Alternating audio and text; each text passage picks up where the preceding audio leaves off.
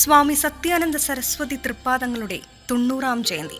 ഹൈന്ദവ കേരളത്തിന്റെ നവോത്ഥാന ചരിത്രത്തിൽ അവിസ്മരണീയമായ അധ്യായങ്ങൾ രചിച്ച സന്യാസിവര്യൻ, ചെങ്കോട്ടുകോണം ശ്രീരാമദാസ് ആശ്രമ മഠാധിപതിയും ബ്രഹ്മശ്രീ നീലകണ്ഠ ഗുരുപാദരരുടെ ശിഷ്യനും ഹിന്ദു ഐക്യവേദിയുടെ സ്ഥാപകാചാര്യനുമായിരുന്ന പൂജനീയ ഗുരുനാഥൻ ജഗദ്ഗുരു സത്യാനന്ദ സരസ്വതി തൃപ്പാദങ്ങൾ. തിരുവനന്തപുരം ജില്ലയിലെ അണ്ടൂർകോണം എന്ന ഗ്രാമത്തിൽ 1935 സെപ്റ്റംബർ 22, കൊല്ലവർഷം 1111-ാം ആണ്ട് മലയാള മാസം കന്നി 5-ന് പുണർദം നക്ഷത്രത്തിലായിരുന്നു ജനനം. 5-ാം വയസ്സിൽ വിഷ്ണു സഹസ്രനാമം ഹൃദിസ്ഥമാക്കി. 9-ാം വയസ്സിൽ ആദ്യ കൃഷ്ണ ദർശനം. വിദ്യാഭ്യാസത്തിന് ശേഷം ഹിമാലയ പര്യടനത്തിന് തയ്യാറെടുക്കുമ്പോൾ ബ്രഹ്മശ്രീ നീലകണ്ഠ ഗുരുപാദരരുടെ നിർദ്ദേശപ്രകാരം ചെങ്കോട്ടുകോണം ശ്രീരാമദാസ് ആശ്രമത്തിൽ വരികയും ഗുരുപാദരരുടെ സമാധിക്ക് ശേഷം ശ്രീരാമദാസ് ആശ്രമ മഠാധിപതിയുമായി. ഗുരുവിന്റെ അനുഗ്രഹം കൊണ്ടും സ്വതസിദ്ധമായ സരസ്വതി വിലാസം കൊണ്ടും സ്വാമി സത്യാനന്ദ സരസ്വതി ലോക പ്രശസ്തനായി. ജ്ഞാനഭക്തി കർമ്മയോഗങ്ങളുടെ അതിവിശിഷ്ടമായ സംഗമമായിരുന്നു സ്വാമി സത്യാനന്ദ സരസ്വതി.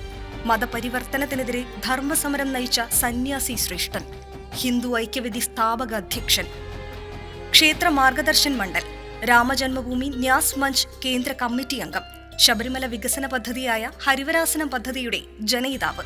ഇതൊക്കെ സ്വാമി സത്യാനന്ദ സരസ്വതി തൃപ്പാദങ്ങളുടെ പ്രവർത്തന മേഖലയിൽ ചിലത്. 1989 ശ്രീരാമനവമി രഥയാത്ര. 1991 ശ്രീരാമനവമി ഹിന്ദുമത സമ്മേളനത്തിന് തുടക്കം കുറിച്ചതും സ്വാമി സത്യാനന്ദ സരസ്വതി തൃപ്പാദങ്ങൾ. ഗുരുത്വം എന്ന ശാസ്ത്രം, പാദപൂജ, റിഫ്ലക്ഷൻ ഓൺ ഹിന്ദുയിസം, ആധ്യാത്മരാമായണം കിളിപ്പാട്ട് വ്യാഖ്യാനം, പഠനം, ഗവേഷണം, ഹിന്ദുധർമ്മ ദേവിക ലേഖന സമാഹാരം തുടങ്ങിയവ സ്വാമിജിയുടെ രചനകളിൽ ചിലത് മാത്രം.